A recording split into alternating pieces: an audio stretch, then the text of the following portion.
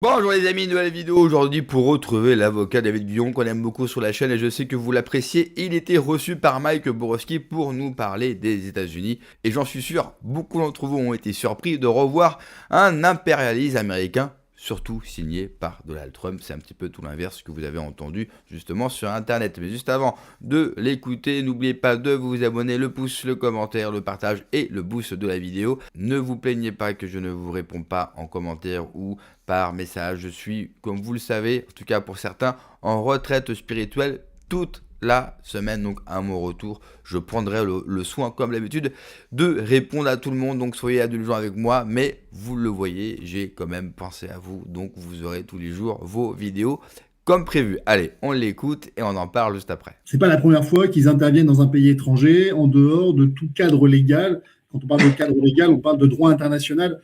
C'est d'ailleurs pour ça que tu m'as appelé aujourd'hui, c'est parce que justement, on va parler de droit. Parce qu'il existe un droit international, qu'on appelle le droit international public. C'est un droit de gentleman. C'est ça qu'il faut retenir. C'est un droit de gentleman, c'est-à-dire c'est un droit qui ne s'applique que si les États veulent qu'il s'applique. Contrairement au droit d'un État dans lequel on vous demande pas votre avis. C'est-à-dire le droit s'applique à vous. Le code de la route, prenons cet exemple. Vous devez vous arrêter au feu rouge, vous devez céder la priorité à droite. Ce sont des règles qui s'imposent à vous. On vous demande pas de consentir, d'accord? Et bien justement, le droit international public, c'est le contraire. C'est un droit qui ne vaut que si les États consentent à accepter que des règles s'appliquent entre eux. Ils consentent comment? C'est-à-dire en signant un document? Qu'est-ce qu'ils font pour consentir? Oui, il y a des traités internationaux, et puis on peut même constituer des juridictions internationales. La Cour de justice de l'Union européenne, par exemple, est une juridiction internationale. La CPI, la Cour pénale internationale, est une juridiction internationale qui n'a d'autorité sur les États que parce que les États sont d'accord pour qu'elle en ait une. C'est pour ça que c'est un droit qui ne s'applique que si les États le veulent. Pourquoi? Parce que c'est le principe de la souveraineté. Quand un État est souverain, il décide si certaines règles s'appliquent à lui ou non. Donc la première chose à retenir, c'est que les États-Unis, en intervenant au Venezuela, n'ont pas nié l'existence d'un droit international public. Ils ont simplement dit ce droit ne nous concerne pas. On ne veut pas l'appliquer dans nos rapports avec le Venezuela. Et donc c'est ce qui s'est passé ici. Les États-Unis ont appliqué la loi du plus fort, qui est aussi une sorte de droit international public. On a pu lire il n'y a pas très longtemps que certains disaient il n'existe pas de droit international public. Non, fort heureusement, il en existe un, sinon il n'y aurait pas de traités internationaux. En revanche, clairement, le droit ne doit pas être décorrélé d'un certain rapport de force. C'est-à-dire que les États vont appliquer des règles entre eux parce qu'ils y trouvent un intérêt. Dans un rapport entre le Venezuela et les États-Unis, évidemment, le rapport de force est clairement en faveur des États-Unis. Et c'est pour ça que le droit ne s'est pas appliqué. Est-ce que ça veut dire que l'action réalisée par le président Trump est hors la loi? Alors oui, clairement, il y a des grands principes du droit international public qui ont été manifestement violés. Il y en a au moins deux qui sont assez simples à comprendre. Le premier, c'est le principe de non-ingérence, qui pourrait se traduire aussi comme un principe de souveraineté. Un État est souverain, il décide si oui ou non il va mettre un tyran à sa tête, c'est la destinée de l'État, du peuple, et vous, en tant qu'État extérieur, vous n'avez pas à intervenir. Principe de non-ingérence, l'État est souverain, même si c'est quelqu'un que vous n'appréciez pas, même si sa politique ne vous plaît pas, le principe en droit international, c'est que vous n'intervenez pas sur le territoire d'un autre État. Autrement, c'est la violation du droit international. Je rappelle qu'on s'en était justement offusqué lorsque la Russie a attaqué l'Ukraine. Et bien justement, c'est exactement la même chose ici. Et les États-Unis, en intervenant au Venezuela, commettent une première violation du droit international. Ça, c'est la première règle. La deuxième, c'est celle qui concerne l'immunité des chefs d'État. Il y a un grand principe international qui dit que les chefs d'État bénéficient d'une certaine immunité, ce qui veut dire que vous ne pouvez pas les kidnapper, et vous ne pouvez pas les attraire devant vos propres juridictions pour les juger par rapport à vos lois. Ah oui, pourquoi? Parce que les lois qui s'appliquent sur un État ne concernent que l'État. Alors là, on va rentrer dans des considérations un peu plus techniques, évidemment. Ce que je dis est à prendre avec des réserves, mais le principe, c'est que quand vous êtes en France, on applique le droit français. Si vous commettez une infraction à l'extérieur de la France, en principe, c'est pas le droit français qui va s'appliquer, ça sera le droit en relation avec le lieu où vous avez commis votre infraction. Je dis en principe parce qu'évidemment, comme tout bon juriste, il y a des exceptions, mais c'est pour vous simplifier le raisonnement. Donc, 2 violations, si on retient bien. La première, on ne peut pas intervenir sur le territoire d'un autre État.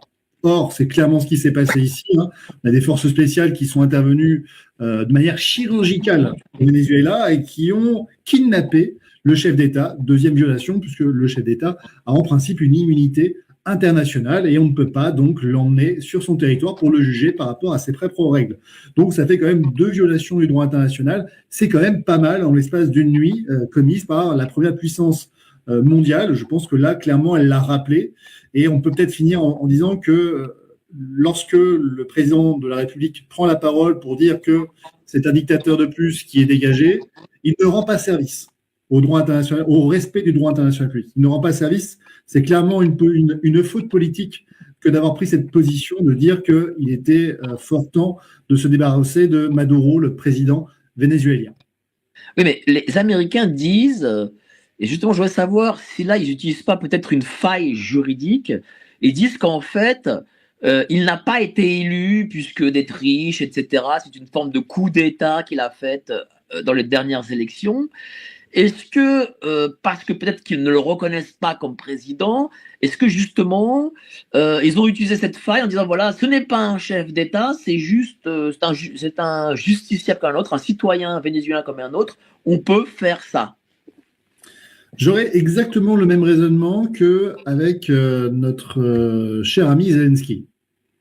Justement, les Russes nous disent que Zelensky n'est pas légitime puisque les élections présidentielles n'ont pas eu lieu, elles n'ont pas pu se tenir en raison de l'état de guerre, et par conséquent, lorsqu'on négocie avec Zelensky, on négocie avec un chef d'État illégitime.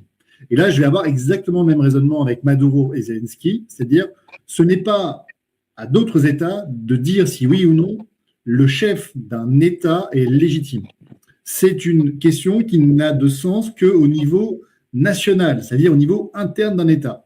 Un chef d'État, la légitimité d'un chef d'État ne concerne que la population et le rapport qu'a ce chef d'État avec sa population. Un État qui a un dictateur, par exemple, au pouvoir, n'en est pas pour autant un État dont la souveraineté doit pouvoir être atteinte. Et si on commence à rentrer dans des considérations en discutant de la légitimité d'un chef d'État d'un autre État, alors ça veut dire qu'on remet en cause le principe de souveraineté. Et mon cher Mike, tu le sais, la souveraineté, pour moi, c'est quelque chose d'extrêmement important parce que la souveraineté, c'est la liberté.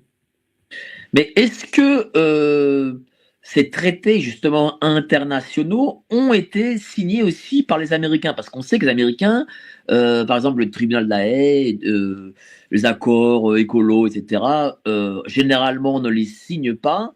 Est-ce que le traité qui lie peut-être les États-Unis au Venezuela et à la question de la souveraineté vénézuélienne ont été signés par les Américains? Là, c'est la question de l'ONU. C'est l'ONU, en principe, les grandes forces, notamment les États-Unis, et là, pour le coup, ils en font partie. L'ONU, c'est justement le fait qu'un État ne va pas intervenir sans demander à l'ONU de pouvoir intervenir et d'utiliser la force. C'est d'ailleurs ce qui s'est passé en Irak. Les États-Unis avaient tenté d'obtenir un accord de l'ONU avant d'intervenir en Irak. Là, ici, ce que les États-Unis sont en train de dire, c'est qu'il y a des règles internationales, mais elles ne s'appliquent pas pour nous. Mais, oui, mais eux, on se rappelle de l'Irak, on se rappelle des vétos à l'époque de la France, par exemple. Tout à fait. Et pourtant, les États-Unis sont comme mal en Irak. Ils ont fait exécuter d'ailleurs le chef d'État de l'époque, M. Saddam Hussein.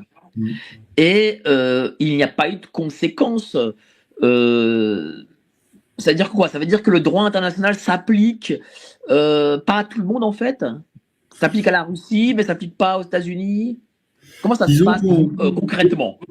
Aujourd'hui, concrètement, ce qu'on s'aperçoit, c'est qu'on est en train de mêler la morale au droit international. C'est-à-dire, quand c'est Poutine, c'est pas bien, donc le droit international doit être mis en avant. Et lorsque c'est les États-Unis, c'est bien parce qu'on est en train de dégager un dictateur gauchiste qui est au pouvoir et qui gère extrêmement mal son pays. Mais là, c'est de la morale, c'est plus du droit. Que ce soit l'un ou l'autre, en réalité, les États-Unis font exactement la même chose que la Russie, et clairement, dans les deux cas, c'est condamnable. On ne peut pas envoyer des forces armées dans un pays étranger et imposer sa force. Enfin, ce n'est pas possible, sinon vous méconnaissez le droit international. Et nous, aujourd'hui, nous avons tout intérêt à ce que le droit international s'applique. Parce que, imaginez, juste 30 secondes, transposons ce raisonnement à la France. Demain, pour un différend, un désaccord entre Trump et Macron, Macron se retrouve kidnappé sur le sol français. Certains seraient ravis, mais attention, ça veut quand même dire qu'il y a un État étranger qui va décider de comment ça va se passer chez nous. Parce que je veux dire, c'est quand même. C'est pas faux. Voilà, donc il faut replacer. Si on kidnappe demain Macron, c'est pas Macron à qui on va porter atteinte. C'est en fait à la fonction présidentielle et à l'idée même de l'État, de ce qu'on se fait de l'État français. Donc ce qui s'est passé au Venezuela est extrêmement dangereux. Pourquoi ? Parce qu'il crée un précédent. Il crée le précédent selon lequel le droit international peut s'appliquer à géométrie variable pour les États-Unis. Pourquoi ? Parce qu'on est dans un rapport de force qui est totalement déséquilibré. Or, effectivement, le droit international public a justement pour objectif de tenter de rétablir un certain équilibre dans un déséquilibre qui est naturel. Tous les États ne se valent pas, c'est une réalité. Et ça, évidemment, de savoir que les États-Unis sont finalement aujourd'hui capables d'intervenir sur un État étranger, c'est extrêmement inquiétant. Je crois qu'il a tout dit. Les États-Unis sont en position de force. Donc pourquoi ils auraient à s'excuser envers les autres ? Moralement, oui, c'est condamnable. D'un point de vue du droit, c'est condamnable. Mais on est en train de parler des États-Unis, un pays protestant, un peuple de marchands qui prennent tout ce qu'ils veulent et généralement par la force. On parle d'un pays qui a commencé par des toutes petites colonies et qui a tout récupéré, qui a génocidé un peuple autochtone qui était sur place, qui a mis en pièces tous les pays qui ne voulaient pas respecter le pétrodollar et qui voulaient s'émanciper de l'Empire américain. Et nous, on est encore en train de s'étonner de leur férocité. Non, la férocité et la brutalité fait partie intégrante du peuple américain et Donald Trump n'y échappe pas. Malheureusement, trop de gens ont voulu faire passer Donald Trump comme un petit peu l'anti-américain, le héros, celui qui allait réveiller l'Occident, sauver la France de l'Union européenne, etc., etc. J'en ai entendu beaucoup de bêtises. Alors, bien sûr, tout le monde fait des volte-face et en train de ramer pour vous réexpliquer que finalement, l'Empire américain, c'est pas fini, il va ressusciter. Certes, d'une manière, je pense, différente, un petit peu différente avec Donald Trump, parce que Donald Trump, il a compris surtout une chose, il a besoin de l'énergie. Vous ne pouvez pas relancer une industrie sans une énergie abondante et pas chère. Et donc, Groenland, Venezuela, c'était évident qu'il allait les prendre. Il ne fallait pas sortir de Saint-Cyr pour comprendre qu'il avait besoin absolument de ça. Et pendant ce temps-là, bien sûr, à nous, Européens, il va nous vendre le gaz de schiste extrêmement cher, bien plus cher que le gaz russe. Mais vous le savez, dans l'histoire officielle, les Russes, c'est les méchants et les Américains sont nos amis. Merci d'avoir regardé la vidéo les amis, n'oubliez pas de vous abonner, le pouce, le commentaire, le partage et le boost également. Prenez soin de vous, que Dieu vous protège. Allez, ciao.